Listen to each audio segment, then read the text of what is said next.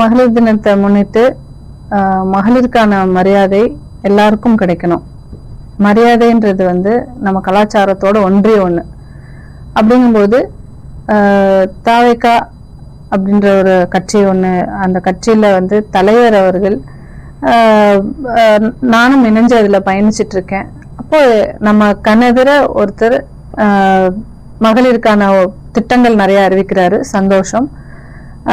அதுல மட்டும் சந்தோஷம் அடைய முடியல. ஏன்னா அவர் சொன்ன வார்த்தை விஷயங்கள், லைக் அவரோட பர்சனல் விஷயங்கள், இது வரைக்கும் அவர் ஜனநாயகன் படம் ரிலீஸ் பத்தியோ இல்ல அவரு அலையன்ஸை பத்தியோ எந்த ஒரு கரூர் இஷ்யூ பத்தியோ எந்த ஒரு இஷ்யூவையும் அவர் இது வரைக்கும் வெளியே அதை அட்ரஸ் பண்ணி பேசினதில்லை.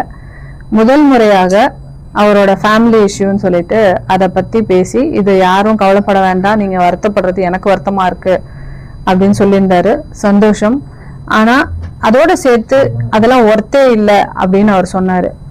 அந்த ஒரு வார்த்தை மிகப்பெரிய தாக்கத்தை ஏற்படுத்துச்சு. ஏன்னா ஒரு வாழ்க்கைய ஒரு பெண்ணோட ஒரு 25 வருஷத்துக்கு மேல வாழ்ந்து 2 குழந்தைகளை பெற்று அதெல்லாம் ஒர்த்தே இல்லை அப்படின்னு சொல்றாருன்னு சொன்னா அவரோட மனப்பக்குவம் என்னவா இருக்கு, அவரோட மனநிலை எப்படியா இருக்கு? ஒரு சபையில அத்தனை பேர் முன்னாடி அதெல்லாம் ஒர்த்தே இல்லைன்னு சொல்றாருன்னா அவரு திருமண வாழ்க்கையை சொல்றாரா, அவர் மனைவியை சொல்றாரா, இத்தனை வருஷம் அவரு இது பண்ணத அவரோட வாழ்க்கை பயணத்தை சொல்றாரா, இல்ல அதுக்காக நீங்க கொடுக்குற டைமை சொல்றாரா? எதுவா இருந்தாலுமே ஒர்த்தே இல்லை அப்படின்ற வார்த்தை அவரோட, அதுவும் அந்த சென்சிட்டிவான ஒரு திருமண வாழ்க்கையோட பந்தத்தை குறிப்பிடும் போது அது வருத்தத்தை கொடுத்தது. அதை கேட்கணும்னு நினைக்கிறேன் நான். ஏன்னா நம்ம கூட இருக்க நண்பர்களோ யாரோ ஒரு தப்பு பண்றாங்க, ஒரு தவறான வழியில போறாங்கன்னா கண்டிப்பா நம்ம சொல்லுவோம்ல, தப்பு பண்ற அப்படி பேசாதான்னு சொல்லுவோம். ஸோ அதேதான் நானும் நினைக்கிறேன். நம் தலைவர், என் தலைவர் விஜய் அவர்கள் ஒரு தவறான ஒரு முன்னுதாரணமா நாளைய இளைஞர்களுக்கு இருந்துடக்கூடாது. இன்னைக்கு இருக்கிற ஜென்சி கிட்ஸ் அவர் என்ன சொன்னாலும் ட்ரெண்ட் பண்றாங்க. வாட் ப்ரோ, ராங் ப்ரோ அப்படின்னா அது ட்ரெண்டிங். ஸ்டாலின் அங்கிள் அப்படின்னு சொன்னா எல்லாருக்கும் ஸ்டாலின் அங்கிள் ஆயிடுறாரு. ஸோ அவர் ஒரு நல்ல ரோல் மாடலா இருக்கணும்னு நான் நினைக்கிறேன். நான் விரும்புறது அதான்.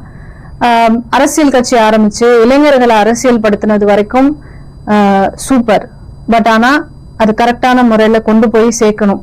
ஆரம்பம் நல்லா இருக்கு, ஆனா அது கடைசியில கொண்டு போகும்போது வேற எதுலயோ விட்டு, கரூர் சம்பவத்துல எல்லாம் மக்களை கூப்பிட்டு ஆறுதல் தெரிவிக்கிறது அது ஒரு ட்ரெண்ட் செட்டிங்கா தான் இருந்தது. இது வரைக்கும் தமிழக இல்ல, எந்த உலக வரலாற்றுலயே அந்த மாதிரி ஒரு விஷயம் நடந்தது கிடையாது.